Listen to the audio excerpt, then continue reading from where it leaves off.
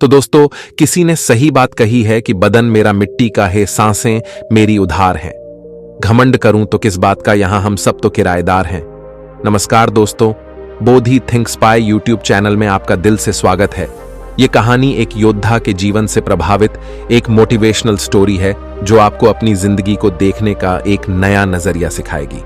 बहुत समय पहले की बात है, सबल नाम का लड़का पूरे दिन अभ्यास करके सो रहा था तो उसे एक रात बुरा सपना आता है जिसमें वह हर रोज की तरह अपने गुरु के आश्रम में तलवारबाजी के मुश्किल दांव पच्चों का अभ्यास कर रहा था। उसका अभ्यास अच्छा चल रहा था, लेकिन जैसे ही वह एक ऊंची छलांग लगाकर जमीन में वापस आता है, उसका एक पैर टूटकर कांच के टुकड़ों की तरह बिखर जाता है। उसकी ऐसी हालत देखकर सभी लोग डर जाते हैं, लेकिन एक रहस्यमय आदमी बड़ी शांति से उन टुकड़ों को इकट्ठा करने लगता है जिसने काले रंग के जूते पहने हुए थे। सबल घबराकर नींद से जाग जाता है। उस समय रात्रि से सुबह होने वाली थी और वह खुद को शांत करने के लिए बाहर टहलने निकल जाता है। कुछ देर चलने के बाद वह एक पुराने घर के बाहर आकर रुक जाता है और उसके बाहर पेड़ के नीचे जाकर बैठ जाता है। तभी एक बूढ़ा आदमी उस घर से बाहर निकलता है जिसने बिल्कुल वैसे ही जूते पहन रखे थे जैसे सबल ने अपने सपने में देखे थे। सबल उस बूढ़े आदमी से कहता है कि तुम्हारे पैरों में अलग अलग जूते हैं, तो जवाब में वह आदमी कहता है कि इसमें से एक जूता नया है और दूसरा पुराना। फिर सबल वहां से उठकर जाने लगता है और वह आदमी वहीं पर बैठ जाता है। लेकिन जब अगले ही पल सबल पीछे मुड़कर उस आदमी को देखता है तो वह आदमी उस घर की छत पर पहुंच चुका था, जो कि आश्चर्यचकित कर देने वाली बात थी, क्योंकि एक बूढ़े आदमी के लिए बिना किसी सहारे के इतनी जल्दी छत पर पहुंच जाना असंभव बात थी। सबल उस बूढ़े आदमी से पूछता है कि उसने ऐसा कैसे किया, लेकिन वह आदमी रहस्यमय ढंग से चुपचाप उसकी ओर देखता रहता है। तो सबल वहां से चला जाता है। फिर सबल आश्रम के अभ्यास मैदान में तलवारबाजी का अभ्यास करने जाता है। सबल अपने आश्रम का सर्वश्रेष्ठ तलवारबाज था, लेकिन वह अपने प्रदर्शन से संतुष्ट नहीं था। वह खुद को दूसरों से बेहतर समझता था, इसीलिए वह थोड़ा घमंडी भी था। अपने आप को सबसे श्रेष्ठ साबित करने के लिए वह तलवारबाजी पर ऐसे ऐसे प्रयोग करता था जो कि बहुत ही मुश्किल और खतरनाक थे। ऐसे प्रयोग करके वह सर्वश्रेष्ठ तलवारबाज बनना चाहता था, क्योंकि तलवारबाजी के क्षेत्र में ऐसे प्रयोग और अभ्यास आज तक किसी ने नहीं किए थे। लेकिन उन अभ्यास को वह कर नहीं पा रहा था और बार बार जमीन पर गिर जाता था। उसके गुरु को यह सब जानलेवा सबल का अभ्यास पागलपन लगते थे। वह उससे कहते हैं कि तुम एक बेहतरीन योद्धा हो, लेकिन तलवारबाजी के इन अभ्यास को कर पाना संभव नहीं है, क्योंकि इसके लिए असाधारण ताकत, अचूक तकनीक और निडरता की जरूरत है। और अगर तुमसे जरा सी भी गलती हुई तो तुम बुरी तरह घायल हो सकते हो या फिर तुम्हारी जान भी जा सकती है। गुरु की बातें सबल को दुखी कर देती हैं। उसे इन विशेष अभ्यास को करने के लिए विशेष प्रशिक्षण की जरूरत थी, तो वह मदद मांगने वह उस बूढ़े आदमी के पास चला जाता है। सबल उससे पूछता है कि आप पलक झपकते ही उस ऊंची दीवार पर उस दिन कैसे चढ़ गए थे, क्योंकि मैं खुद एक योद्धा हूं और मैं अच्छी तरह यह जानता हूं कि कोई भी योद्धा ऐसा नहीं कर सकता। वह आदमी सबल से कहता है, उसे समझने के लिए अभी तुम बहुत कमजोर हो और तुम्हें बहुत कुछ सीखने की जरूरत है। लेकिन सबल को अपने अभ्यास और ज्ञान पर बहुत घमंड था, इसीलिए वह कहता है कि मुझे हर चीज की जानकारी है और तुम मुझसे कोई भी सवाल पूछ सकते हो। तो वह बूढ़ा आदमी उससे पूछता है कि क्या तुम खुश हो? सबल को यह प्रश्न बेमतलब लगता है, लेकिन फिर भी वह कहता है कि मेरे पिता के पास बहुत सारा धन है, मैं पढ़ाई में भी अच्छा हूं, मेरे अच्छे मित्र हैं, मैं देखने में भी सुंदर हूं और लड़कियां मुझे पाने के लिए मरती हैं। जवाब में वह बूढ़ा आदमी कहता है कि अगर तुम्हारे पास सब कुछ है तो फिर तुम रात में सो क्यों नहीं पाते? तुम कल भी रात्रि के अंतिम प्रहर में मेरे पास आए थे और आज भी तुम रात्रि के अंतिम प्रहर में ही आए हो। उस बूढ़े व्यक्ति की रहस्यमय बातें सुनकर सबल उसकी तुलना दुनिया के महान दार्शनिकों से करने लगता है और उसे दार्शनिक बाबा के नाम से ही बुलाने लगता है। उसके बाद वह आदमी पूछता है कि अगर तुम देश के सर्वश्रेष्ठ तलवारबाज की प्रतियोगिता का हिस्सा ना होते तो तुम क्या कर रहे होते? यह प्रश्न सबल को अंदर से हिलाकर रख देता है। क्योंकि उसने सर्वश्रेष्ठ तलवारबाज बनने के अलावा और कुछ भी नहीं सोचा था। पर उस बूढ़े आदमी ने यह सवाल पूछा। क्यों सबल को लगता है कि वह आदमी सनकी है, इसीलिए वह घबराकर वहां से चला जाता है और उसे भूलने का प्रयास करने लगता है। अपनी रोजमर्रा की जिंदगी की तरह वह दोस्तों के साथ मजे करता है, नशा करता है और लड़कियों को आकर्षित करके उनके साथ समय बिताता है। पर इसी दौरान अचानक सिर्फ एक पल के लिए वह दार्शनिक बाबा उसके सामने आ जाता है, जो एक इशारा था कि सबल अपनी हरकतें सुधारे। तो सबल दार्शनिक बाबा से मिलने उसके पास चला जाता है। उन दोनों में थोड़ी बातचीत के बाद ज्योति नाम की लड़की खाना लेकर आती है, जो कि उस बूढ़े व्यक्ति की मुंह बोली बेटी थी। फिर वो दोनों खाना खाने लगते हैं तो सबल अपने मुंह में खाना ठोसने लगता है और जल्दी जल्दी खाने लगता है। लेकिन दार्शनिक बाबा कहता है कि तुम्हें अपना खाना आराम से आनंद लेते हुए खाना चाहिए। वह कहता है कि तुम्हारे अंदर बहुत सी गलत आदतें हैं और अगर तुम मुझसे प्रशिक्षण लेना चाहते हो तो आज से ही तुम्हें मित्रों के साथ बेमतलब घूमना, नशा करना, मांस खाना, गलत काम बंद करना पड़ेगा।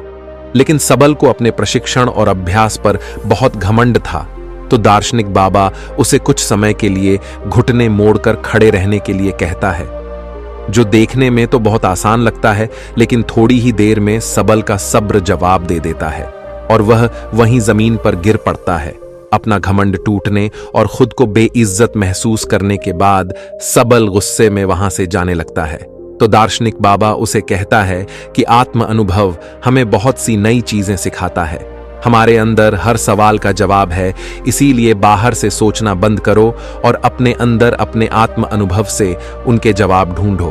फिर तुम्हें पता चलेगा कि तुम रात को इसलिए नहीं सो पाते क्योंकि तुम अंदर से खाली हो और तुम्हें अपने खालीपन से डर लगता है। वह यह भी कहता है कि एक योद्धा के लिए शरीर और दिमाग दोनों पर नियंत्रण होना बेहद जरूरी है और वह सबल को एक योद्धा की तरह प्रशिक्षित करने के लिए मान जाता है। अगले दिन सबल जब अपने आश्रम के अभ्यास मैदान में जाता है तो वहां उसे पता चलता है कि उसके मित्र के हाथ में अभ्यास के दौरान गहरी चोट आ गई है और अब उसका मित्र देश की सबसे बड़ी प्रतियोगिता में हिस्सा नहीं ले पाएगा। इस बात से सबल के मित्र को प्रशिक्षित करने वाला शिक्षक बहुत परेशान था, क्योंकि वह तीरंदाजी में सबसे श्रेष्ठ योद्धा था। रात को सबल फिर दार्शनिक बाबा से मिलने जाता है। उस समय दार्शनिक बाबा बैलगाड़ी के पहिए को सुधार रहे थे। वह सबल से एक लोहे का टुकड़ा मांगता है, तो सबल जानबूझकर उस लोहे के टुकड़े को बाबा की तरफ तेजी से फेंकता है, लेकिन बाबा बिना उसकी ओर देखे बड़ी आसानी से उस लोहे के टुकड़े को अपने हाथों में पकड़ लेता है। सबल दोबारा से ऐसा करता है, लेकिन दार्शनिक बाबा फिर से उसे बिना देखे पकड़ लेता है। दार्शनिक उससे कहता है कि हमारे दिमाग में लाखों बेतुके विचार चलते रहते हैं, जो हमारे लक्ष्य को धुंधला बनाकर हमें भटका देते हैं। फिर वह सबल को थप्पड़ मारकर उसे उकता है और बदले में मुक्का मारने के लिए कहता है। पहले तो सबल शांत रहता है, लेकिन जब वह दार्शनिक बाबा पर हमला करता है तो दार्शनिक उसे पलक झपकते ही उसे नीचे गिरा देते हैं और उससे कहता है कि अपने लक्ष्य के अलावा जो कुछ भी तुम्हारे दिमाग में चल रहा है वह सब बेकार है। उस कचरे को अपने दिमाग से बाहर निकाल दो। और वह उसे अगली सुबह नदी के पुल के ऊपर मिलने बुलाता है। अगले दिन जब सबल नदी के पुल पर पहुंचता है तो दार्शनिक उसे धक्का देकर पुल से नीचे गिरा देता है। सबल गुस्से में दार्शनिक पर चिल्लाने लगता है। तब दार्शनिक कहता है, जिस पल तुम नीचे गिर रहे थे उस पल तुम्हारा दिमाग बिल्कुल खाली था, अब फिर से उसमें कचरा भर चुका है। सबल गुस्से में कहता है कि मेरे दिमाग में कोई कचरा नहीं भरा है। तो दार्शनिक सबल के दिमाग पर नियंत्रण करके वह सब देखने लगता है जो उसके दिमाग में चल रहा था। फिर वह कहता है कि अगर तुम अपना ध्यान इन फिजूल के विचारों में रखोगे तो तुम अपने वर्तमान के पलों को जी नहीं पाओगे, और जब तुम अपना सारा ध्यान वर्तमान के पलों में रखोगे तब तुम्हें पता चलेगा कि तुम क्या कर सकते हो और इतने अच्छे से कर सकते हो। सबल को चोट लगने के बाद तीरंदाजी सिखाने वाला शिक्षक सभी छात्रों की परीक्षा ले रहा था। इस दौरान सबल दार्शनिक के सिखाए तरीके से अपने ध्यान को एकाग्र करने में सफल हो जाता है और पूरी एकाग्रता के साथ तीरंदाजी का बेहतरीन प्रदर्शन करके दिखाता है, जो कि शायद उसके मित्र से भी बेहतर था। सभी लोग ऐसे प्रदर्शन को देखकर हैरान रह जाते हैं। फिर उस रात दार्शनिक को पूरी बात बताता है वह खुश था और उसे अपने प्रदर्शन पर नाज था, क्योंकि दूसरे खिलाड़ी योद्धा उससे जलने लगे थे। लेकिन दार्शनिक को उसकी बातों में कोई दिलचस्पी नहीं थी। वह कहता है कि तुम अभी भी अतीत में जी रहे हो और तुम्हें अपने प्रदर्शन पर घमंड भी है। इसका मतलब अभी तुम कुछ भी नहीं सीखे। इतना कहकर वह उसे घर जाने के लिए कहता है और आज रात उसे कुछ भी सिखाने से मना कर देता है। लेकिन यहां कुछ अजीब होता है। सबल वहां छुपकर सुबह होने का इंतजार करता है और सुबह होते ही दार्शनिक का पीछा करने लगता है। दार्शनिक सांभर के अभ्यास मैदान में चला जाता है और जाकर एक ऊंचे स्थान में बैठ जाता है। सबल दार्शनिक के बगल में जाकर बैठता है तो वह महसूस करता है कि वह सभी खिलाड़ी योद्धाओं के दिमाग को पढ़ पा रहा है। वह उनके दिमाग में चल रही सभी बातों को सुन सकता है। उसे हैरानी तो तब होती है जब सबल स्वयं को उस अभ्यास मैदान में आते हुए देखता है। यह देखकर वह अपनी जगह से नीचे गिर जाता है। फिर उसे पता चलता है कि यह सब तो उसका भ्रम है। ना तो सुबह हुई थी और ना ही उसने दार्शनिक का पीछा किया था। यह तो दार्शनिक था जो उसके दिमाग से खेल रहा था। दार्शनिक उससे कहता है कि अभी तो तुम्हें बहुत कुछ सीखना बाकी है। लेकिन सबल बुरी तरह से डर चुका था तो वह घबराकर वहां से चला जाता है। इस घटना का सबल पर उल्टा असर पड़ता है। उसका आत्मविश्वास नीचे गिरने लगा था, जो उसके साथी योद्धा भी महसूस करते हैं और उसका शिक्षक भी, क्योंकि उसका प्रदर्शन कमजोर पड़ने लगा था। अगले दिन वह दार्शनिक के घर के बाहर ज्योति को देखता है, जो कि दार्शनिक के लिए खाना लेकर आई थी। वह उससे कहता है कि मुझे लगा था कि दार्शनिक के तरीकों से मैं एक बेहतर योद्धा बन सकता हूं, लेकिन मेरे साथ बिल्कुल उल्टा हो रहा है। फिर दार्शनिक सबल से वो सारे काम करवाता है जो आज से पहले उसने कभी नहीं किए थे, जैसे कि कचरा साफ करना, गंदगी साफ करना, कपड़े धोना और लोगों की मदद करना, दोस्तों के साथ घूमना और गप्पे मारना, बंद मांस खाना। बंद सबल ये सब कर तो रहा था, लेकिन उसे यह सब बेमतलब लग रहा था। उसका प्रदर्शन सुधरने की बजाय दिन प्रतिदिन खराब होता जा रहा था, क्योंकि वह दार्शनिक की शिक्षाओं को समझ नहीं पा रहा था। और एक दिन तंग आकर वह दार्शनिक से झगड़ने लगता है। वह कहता है कि गंदगी साफ करके मैं कौन सा योद्धा बन सकता हूं। लेकिन दार्शनिक कहता है कि मैं तुम्हें किसी भी स्थिति में ध्यान करना सिखा रहा था और इससे तुम्हारा घमंड और बुरी आदतें कम हो जाएंगी। लेकिन सबल का गुस्सा बढ़ता ही जा रहा था। वह कहता है कि तुमने पहले दिन मुझसे पूछा था कि क्या मैं खुश हूं, तो आज मैं तुमसे पूछता हूं कि क्या तुम इस खंडहर घर में खुश हो। असल में सबल को लगता है कि दार्शनिक जिंदगी से हारा हुआ व्यक्ति है जो अपनी जिंदगी में सफल नहीं हो पाया है, और उसकी रहस्यमयी बातें सुनकर वह गलती से उसके चक्कर में फंस गया है। दार्शनिक उसे अपनी भावनाओं पर काबू करने के लिए कहता है, लेकिन सबल तो उसकी एक भी सुनने को तैयार नहीं था और गुस्से में वह दार्शनिक से कहता है कि अपनी खुशी में खुद तलाश लूंगा और अपना प्रशिक्षण छोड़कर वहां से चला जाता है। अफसोस सबल यह समझ नहीं पाया कि दार्शनिक उसे निस्वार्थ भाव से दूसरों की सेवा करना सिखा रहा था, जिससे उसका घमंड कम हो सकता था।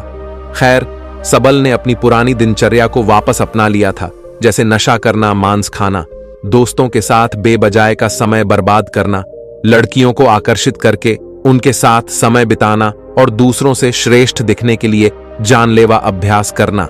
एक दिन ऐसे ही जब वह खतरनाक अभ्यास कर रहा था, तब ऊंचाई से गिरने पर उसका पैर बुरी तरह घायल हो जाता है। इलाज के दौरान उसे पता चलता है कि उसके बाहिने पैर की हड्डी सिर्फ टूटी नहीं है, बल्कि चकनाचूर हो गई है, जिसमें अलग अलग 15 दरारें पड़ चुकी हैं। चिकित्सक उससे कहते हैं कि अगर तुम अपना ठीक से ध्यान रखोगे तो अगले कुछ महीनों में तुम चलने लगोगे। सिर्फ चलने सबल को पता चल चुका था कि उसका सर्वश्रेष्ठ तलवारबाज बनना अब लगभग असंभव हो चुका है, क्योंकि उसे चलने के लिए भी बैसाखी का सहारा लेना पड़ता था और उसका प्रशिक्षण भी पूरी तरह से बंद हो चुका था। टांग टूटने के साथ ही अब उसका घमंड भी टूट चुका का था। फिर एक दिन ज्योति उससे मिलती है। उसे सबल की चिंता हो रही थी, क्योंकि देश की सबसे बड़ी प्रतियोगिता में हिस्सा लेने का उसका सपना टूट चुका था। वह दोनों एक दूसरे को अच्छी तरह से समझते थे और वह एक दूसरे को पसंद भी करने लगे थे। साब अपने सपने को यूं ही टूटता हुआ नहीं देखना चाहता था, इसीलिए वह अपने शिक्षक से मिलता है और कहता है कि मैं अभी की छोटी छोटी प्रतियोगिताओं में तो हिस्सा नहीं ले पाऊंगा, लेकिन 10 महीने बाद योद्धाओं के चुनाव की जो अंतिम प्रतियोगिता होगी, मैं उसमें जरूर हिस्सा लूंगा। जिसके लिए उसने प्रतियोगिता कराने वाली समिति को अपना आग्रह पत्र भी भेज दिया है। लेकिन शिक्षक को उसकी हालत देखकर लगता है कि सबल अब कभी भी प्रतियोगिता में हिस्सा नहीं ले पाएगा, क्योंकि उसके पैर की हड्डियां टूटी हुई हैं और अब उसका प्रशिक्षण भी बंद हो चुका है। अपने सपने को टूटता हुआ देखकर सबल गुस्से से भर जाता है और घर जाकर तोड़फोड़ करने लगता है। यह दौर उसकी जिंदगी का सबसे मुश्किल दौर था। उसका सब कुछ बर्बाद हो चुका था। अब उसके जिंदा रहने का कोई मतलब नहीं था। इसीलिए अपनी जिंदगी खत्म करने के लिए वह एक ऊंची पहाड़ी पर चढ़ जाता है। इससे पहले कि वह नीचे कूद पाता, वहां कुछ अजीब होने लगता है। उसे एक इंसान नजर आता है जो कोई और नहीं बल्कि उसी की बुरी परछाई थी। वह परछाई उसके घमंड, उसके गुस्से, उसके डर, उसके संदेह और उसके अंदर चल रही उथल पुथल को दर्शाती है। वह कोई और नहीं बल्कि उसी के अंदर का शैतान था जो सबल को नीचे कूदने के लिए उकसा रहा था। यहां सबल समझ जाता है कि अगर वह अपने अंदर की सभी बुराइयों को खत्म कर देगा तो उसके अंदर शांति आ जाएगी। तभी वह शैतान नीचे गिरकर हमेशा के लिए खत्म हो जाता है। लेकिन यह सब तो बस उसका एक सपना था। वह शैतान तो अभी भी उसके अंदर ही था। उसने सपने के जरिए अपनी जिंदगी की सच्चाई को देखा था, तो मदद मांगने वो उस दार्शनिक के पास चला जाता है। सबल दार्शनिक के पास जाकर रोने लगता है। दार्शनिक उससे कहता है कि हर चीज का एक मकसद होता है। अब तुम्हें अपने सवालों के जवाब अपने अंदर से ही ढूंढने पड़ेंगे, और जब तक तुम्हें अपने अंदर से कोई खास जवाब नहीं मिलता तब तक तुम उस पेड़ के नीचे बैठे रहो। सबल पेड़ के नीचे बैठकर सोचने लगता है। उसके पास समय तो बहुत था, लेकिन वह क्या सोचे उसे यह पता नहीं था। वह बार बार अपने नए जवाब के साथ दार्शनिक से मिलता, लेकिन हर बार दार्शनिक उसके जवाब से संतुष्ट नहीं होता था और उसे वापस भेज देता था। फिर सारी रात सोचने के बाद जब सुबह वह एक नई शादीशुदा जोड़े को देखता है तो उसे अपना जवाब मिल जाता है। फिर सबल दार्शनिक के पास जाता है और कहता है कि हमारी जिंदगी का एक एक पल बहुत खास है, हमें अपनी जिंदगी की कद्र करनी चाहिए। उसका यह जवाब सुनकर दार्शनिक खुश हो जाता है। सबल को अपनी जिंदगी की कीमत पता चल चुकी थी। अब ऊंचाई से कूदने के विचार उसके दिमाग में नहीं आएंगे। दार्शनिक के साथ रहते हुए वह बहुत सी नई बातें सीखता है। दार्शनिक उसके अंदर फिर से जीने की आशा भरता है और अपनी जिंदगी फिर से शुरू करने के लिए उसे तैयार करता है। फिर एक दिन सबल अपने मित्रों से मिलता है और अतीत में अपने बुरे व्यवहार के लिए उनसे माफी मांगता है। उसके मित्र सबल का यह रूप देखकर हैरान रह जाते हैं। दार्शनिक के विचारों ने सबल को पूरी तरह से बदल दिया था और एक दिन सबल दार्शनिक से कहता है कि वह उसी की तरह लोगों के निस्वार्थ भाव से सेवा करने के लिए तैयार है। लेकिन दार्शनिक उसे उसकी तलवारबाजी का प्रशिक्षण फिर से शुरू करने के लिए कहता है, पर सबल उससे सहमत नहीं होता।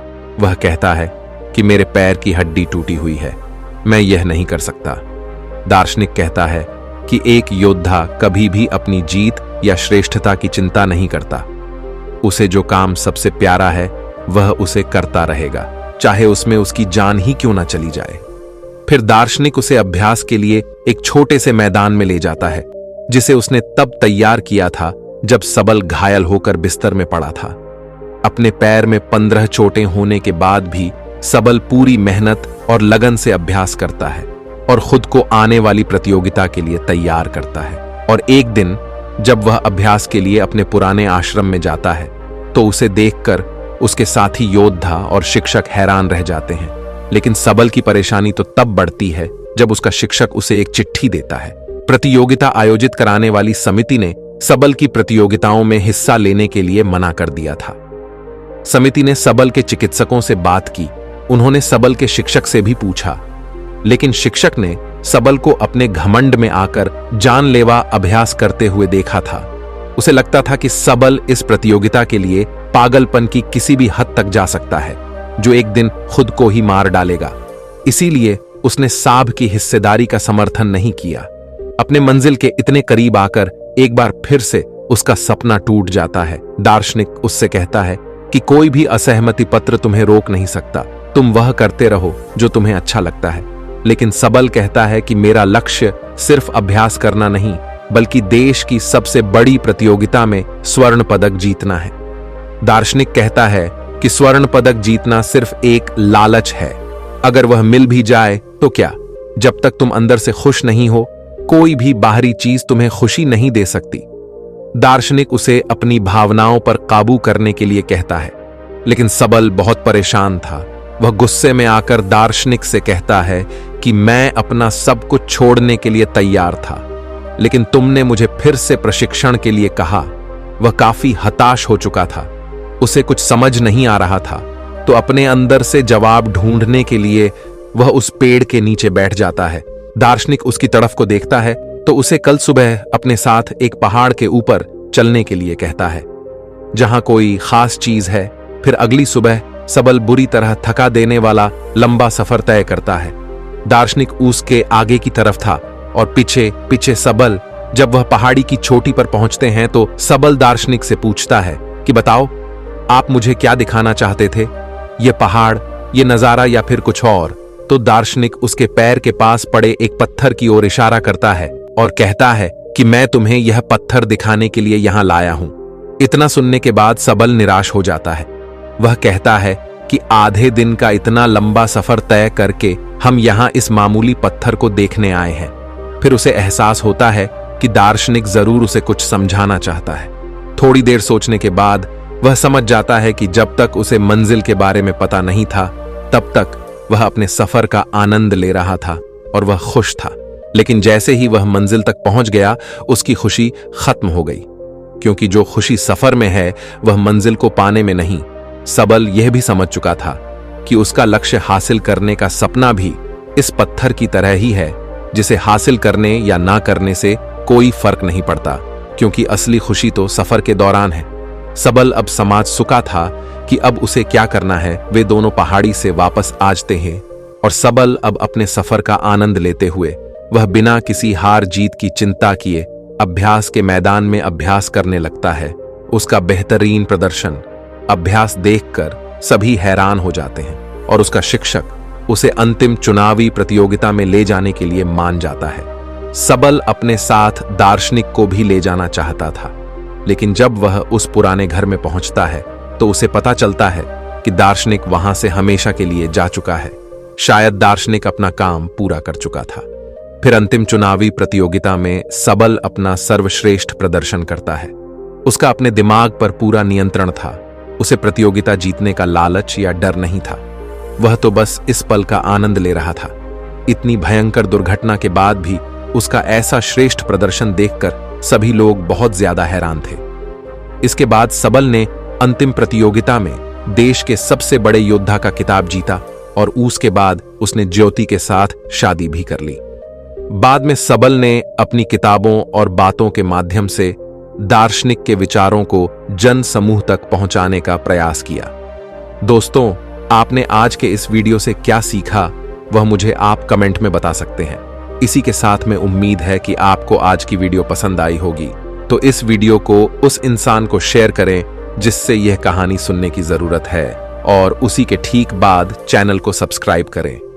तो चलिए फिर मिलते हैं ऐसी एक और नई वीडियो में एक नए मैसेज के साथ। तब तक के लिए अपना ख्याल रखें। धन्यवाद।